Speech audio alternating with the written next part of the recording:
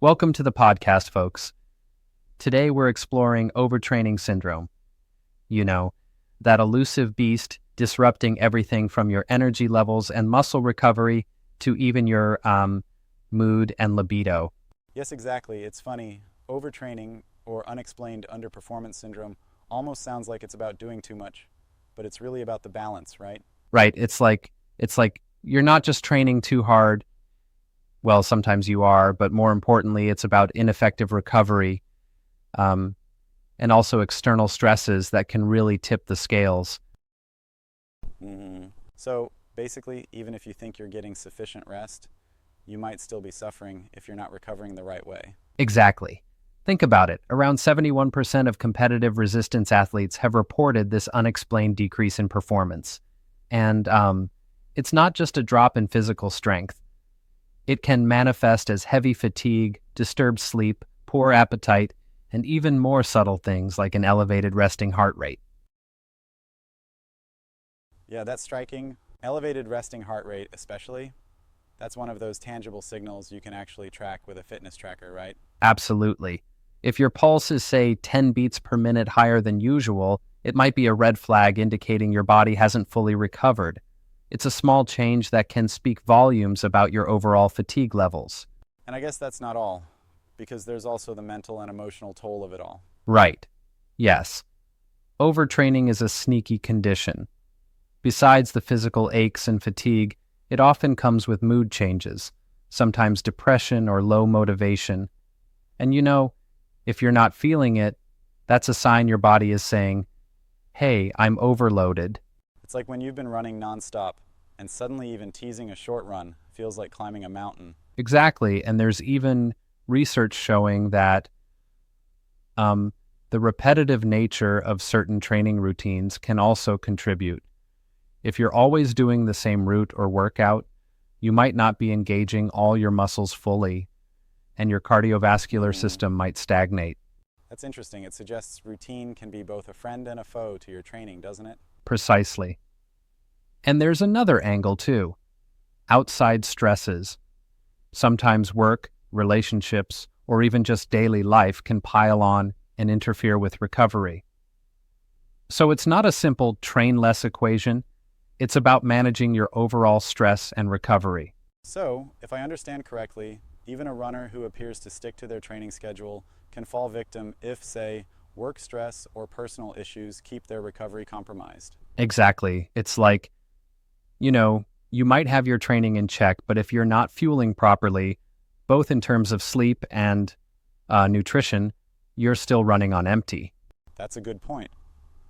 Speaking of fueling, what does the research say about nutrition in relation to overtraining?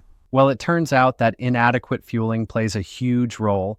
Studies have shown that many runners are at risk of low energy availability, which ties directly to their recovery ability. Basically, if you're not replenishing enough calories and nutrients, think at least 55% carbohydrates along with proteins and veggies, you're setting yourself up for fatigue and even injury. Right. So it's not just about the miles and the pace, but also about giving your body the right building blocks to recover and perform. Absolutely.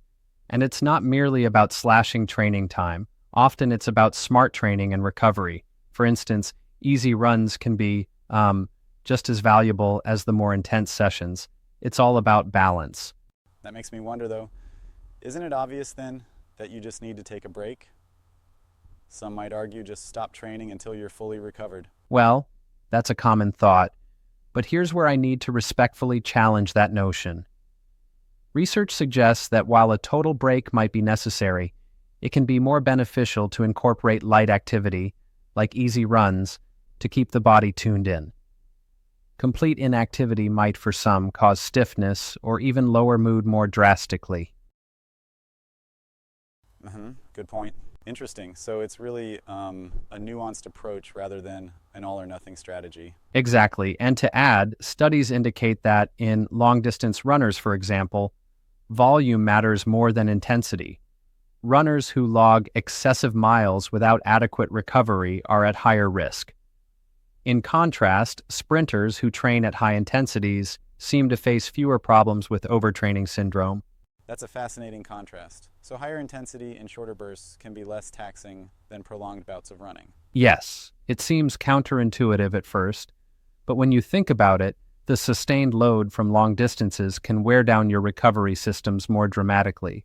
It's like your engine overheating in a long drive without proper brakes, rather than a fast-paced sprint. Right, that makes sense. And what about injuries? I've read that injuries are both a symptom and a consequence of overtraining. Spot on.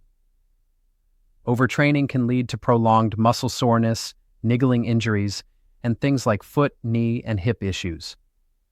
In one marathon study, almost 43% of runners had such injuries during training. The persistent wear and tear, compounded by insufficient recovery, often means these injuries take longer to heal. So if you're consistently pushing through pain and fatigue without enough rest, you're basically inviting a host of injuries that further derail training. Exactly.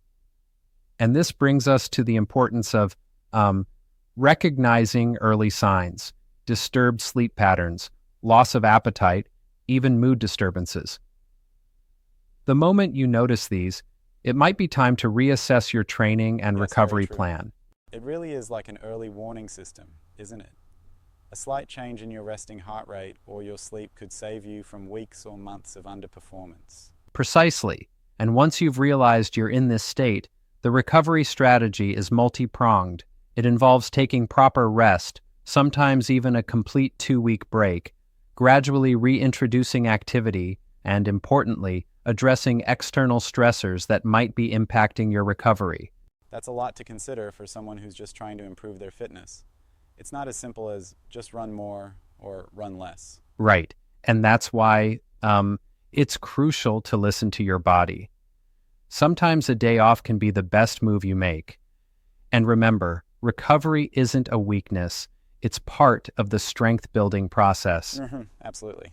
And if symptoms persist beyond, say, 2 weeks, even after adjusting training and recovery, it might be time to consult a professional. Exactly. Doctors might look for other underlying conditions if recovery doesn't kick in, like chronic fatigue syndrome. So, don't ignore persistent symptoms. That's really key. Understanding that overtraining can, in some cases, be a symptom of something even deeper. Absolutely. And the beauty here is that by knowing these signs and by balancing training intensity with careful recovery and proper fueling, you can, over time, become a stronger and safer athlete. It builds resilience, both physically and mentally. Right, I see that. This discussion really highlights that performance is not just about pushing harder, but about smart training and recovery. Would you say that makes overtraining a sort of paradox? Exactly. It's the paradox of training too much while not training effectively. It's like expecting a car to run optimally on low-quality fuel while constantly being pushed to the limit. You got to maintain that delicate balance. Love that analogy. In the end, being a successful athlete is as much about understanding your body's signals as it is about the workouts themselves. Absolutely. So, take heed. Monitor those resting heart rates. Respect your body's need for rest. Fuel it properly. And don't be too hard on yourself if you need an extra day off. It's all part of becoming a better, more resilient you. Thanks for such an insightful dive into overtraining syndrome. It's definitely food for thought for anyone pushing themselves in training. Anytime, here's to smarter training and smarter recovery. Stay healthy, listen to your body, and keep thriving.